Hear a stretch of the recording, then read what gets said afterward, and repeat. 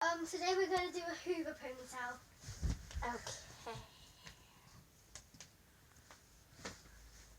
3 times or 2? We're going to wrap the hairband around the Hoover 3 times. If I can do that. There we go. Right. Brush your hair.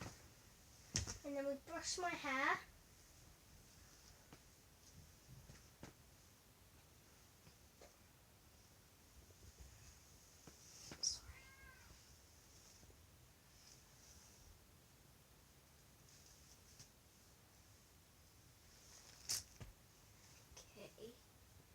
Now we get ready to put the Hoover on.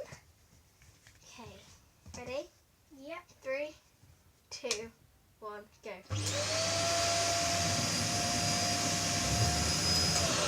Not on yet. There we go. And that is the final look.